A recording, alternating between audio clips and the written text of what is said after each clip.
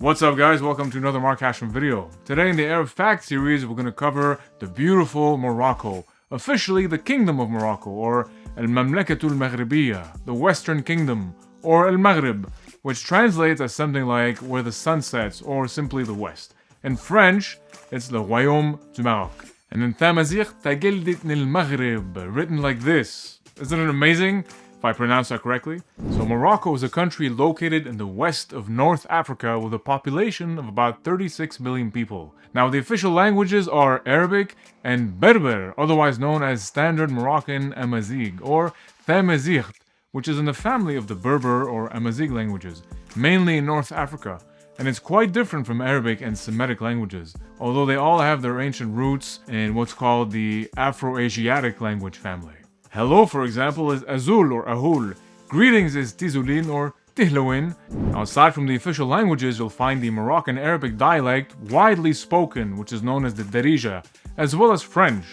The name Morocco is said to be derived from Marrakesh, one of the country's most important cities, and the name Marrakesh is suggested to be from the Berber words Amur and Akush, land of God. Now, the dominant ethnic group is Arab Berber, with Sunni Islam as the official religion, but you'll find a notable minority of Jews at about 500,000 today, and a small number of Christians at about 40,000. Now, the climate of Morocco is diverse. People often associate the country with deserts, but you'll find a Mediterranean climate in coastal areas, to forests and mountain ranges like the Atlas Mountains, to, of course, desert areas like the Irg Shibbi. Now, the country's capital is Rabat or Ar-Ribat.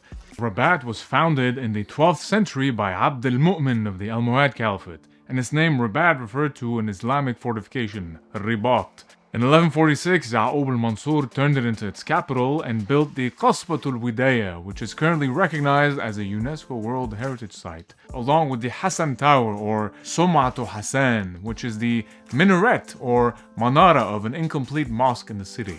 A manara, by the way, is a famous tower connected to the mosques and designed for the Muslim call to prayer, or the adhan, al-adhan. The tower, along with its mosque, were supposed to become the biggest in the world, but was stopped after the death of the Caliph. Today it stands opposite the beautiful mausoleum of the Moroccan king Mohammed V, which contains the tomb of the king and his sons King Hassan II and Prince Abdullah.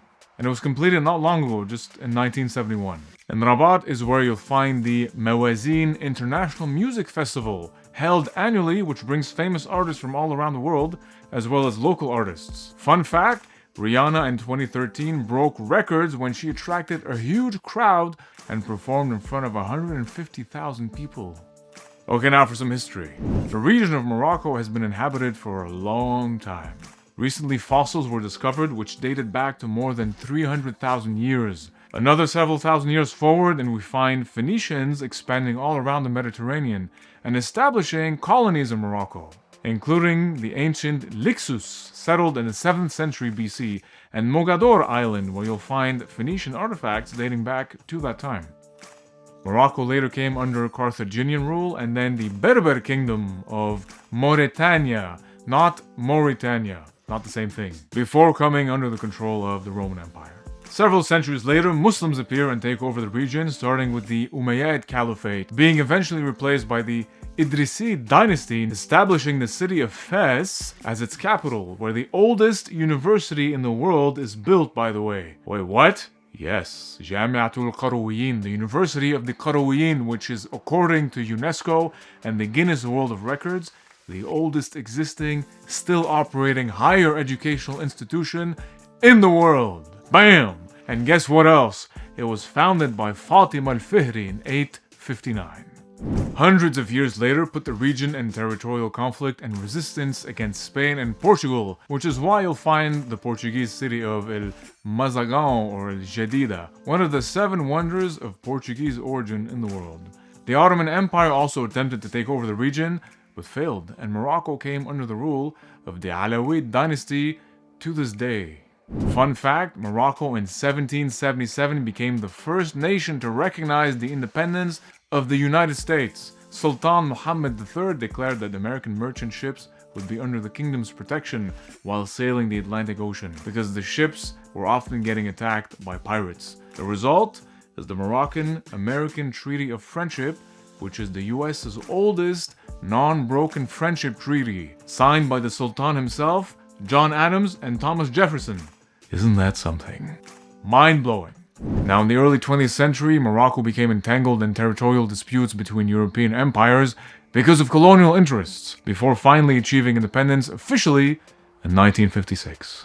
Now we move on to important cities, besides Rabat. We start, of course, with Casablanca, Dar al-Bayda in Arabic, or Anfa in Berber, which is the largest city of Morocco and the business center of the country. There you can find the Hassan II Mosque, the world's 7th largest mosque, completed in 1993, which can welcome about 80,000 worshippers. Next, we move on to the city of Fez, or Fes, the 2nd largest city, where you have the modern urban area known as the Ville Nouvelle, as well as the Medina of Fez, a World Heritage Site consisting of the historical Fes el-Bali and Fes Jdid. There you have the university, which I mentioned before, and the mausoleum of Idris II, Zawiyat Idris al-Thani, the Dar al-Mekhsen as well, the royal palace of the King of Morocco, and the Chouarah Tannery, built in the 11th century and still operating in the same traditional way, tanning and dyeing leather. The Medina, by the way, is also one of the biggest pedestrian zones in the world. No cars, just people. Other notable cities include Tanja or Tangier, famed for the caves of Hercules.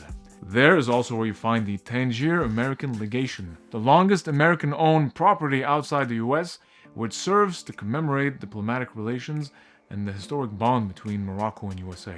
Marrakesh, known for its Sahat Jam' al-Fana, the famous square and marketplace in the city's Medina, as well as its amazing souk. Meknes, where you can find the famous Roman ruins of Volubilis, the Bab Mansour, and Bab Berdaine, built some 300-400 years ago. Chefchaouen, the Blue City or the Blue Pearl, which gained popularity recently because of all its blue buildings everywhere. Ouarzazate, I love that name, Ouarzazate. It's known as the Door of the Desert, which is a popular location for movies and series.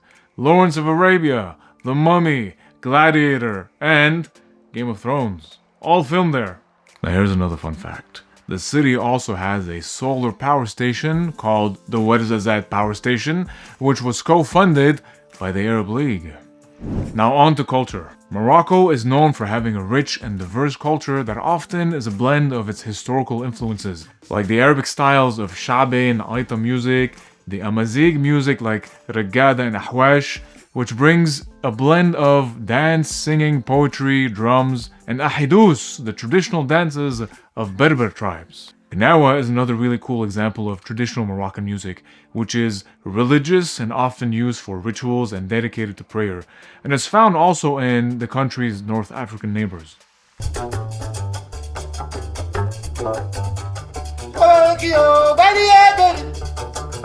Tattooing is also part of Morocco's Berber traditions, although less now than before.